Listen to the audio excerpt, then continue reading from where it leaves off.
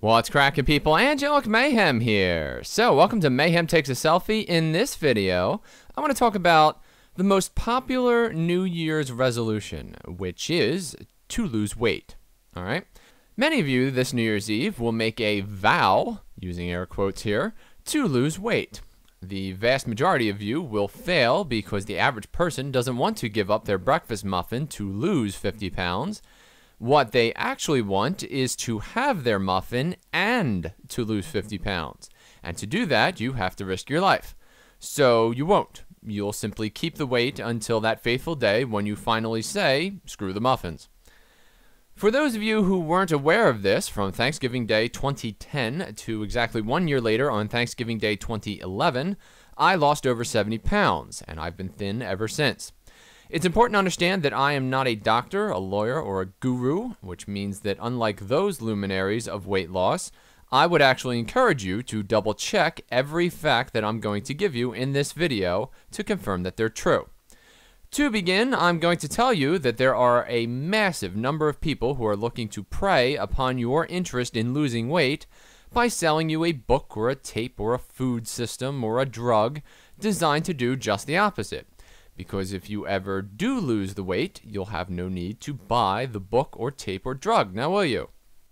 Most of these people talk about counting calories and living fat-free and lowering cholesterol.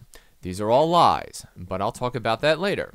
Right now, so as not to bury the lead, I'm going to tell you how to lose your excess body fat. If you choose to double-check my facts and take my advice, you will lose weight. Every carbohydrate that enters your body is broken down by the liver into usable chemicals. That's what the liver does. That's one of its jobs. Glucose, fructose, and alcohol are the three most common carbohydrates that we consume, and all three cause body fat. But they do so in vastly different proportions, and that's the key to weight loss, understanding that not all carbohydrates are the same.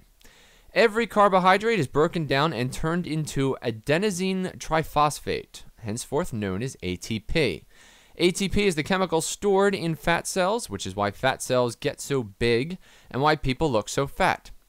So the key to weight loss is limiting the amount of ATP that is created in the first place.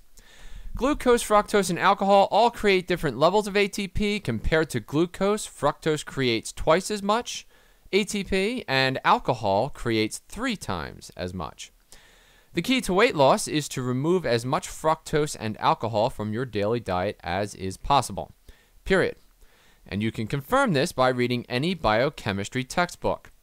This is science that was proven back in 2004, and I would encourage all of you to have a look at Dr. Lustig's lecture, which you can find on YouTube, called Sugar the Bitter Truth, if you want all the science behind how this works.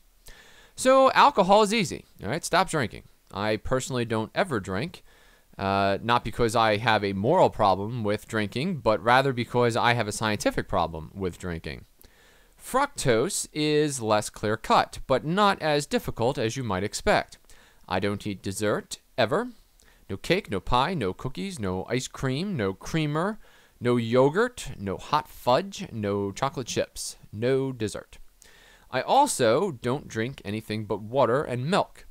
Milk, when it breaks down, becomes glucose, which is fine. Soda, the #1 source of fructose, is the worst beverage you could possibly put into your body. For those of you who drink coffee and tea, I would submit to you that table sugar is actually a combination of fructose and glucose, so you should use as little of it as possible. But there's no reason why you can't have coffee and tea. Finally, I don't use condiments. Ketchup, honey mustard, barbecue sauce, soy sauce, pancake syrup, salad dressing, and whatever is in the cans of baked beans are all out.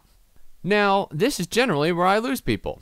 People I haven't seen in years come up to me all the time, and they're all excited, and they're like, OMG, you look so good, I want to lose weight like you.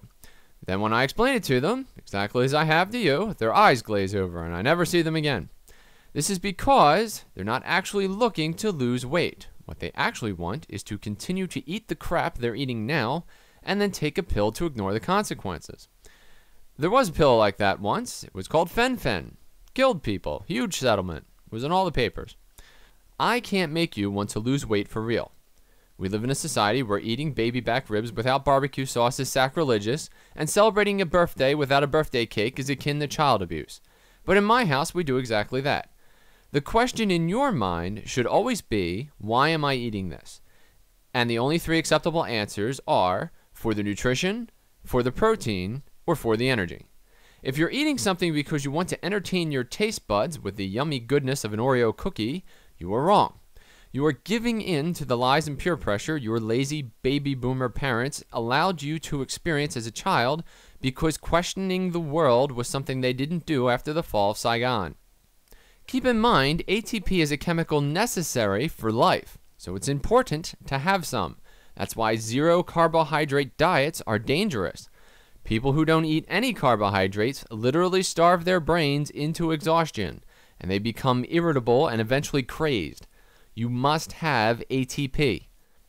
Beyond losing weight, it's important to know that due to errors made by the liver, some of the fructose and alcohol that you consume converts into horrific chemicals other than ATP. Alcohol turns into acetaldehyde, which is the poison that causes hangovers. The only way to get rid of a hangover is with water. Coffee is dirty water, so it works, but it takes longer. Fructose consumption produces two other chemicals, C-Jun N-terminal kinase and uric acid. I'm sure you can guess the relationship between uric acid and urine. Uric acid crystallizes in the body into tiny shards of glass that then pierce everything they come in contact with. This is the cause of gout and heart disease. C-Jun N-terminal kinase is an enzyme that interferes with the pancreas, which in turn causes type 2 diabetes. Not type 1 diabetes, by the way, which is caused by physical damage to the pancreas. Type 2 is curable, just stop eating fructose. Type 1 is not. At the end of the day, we Americans, and indeed everyone in the industrialized world, eat a massive quantity of fructose and drink alcohol, sometimes to excess.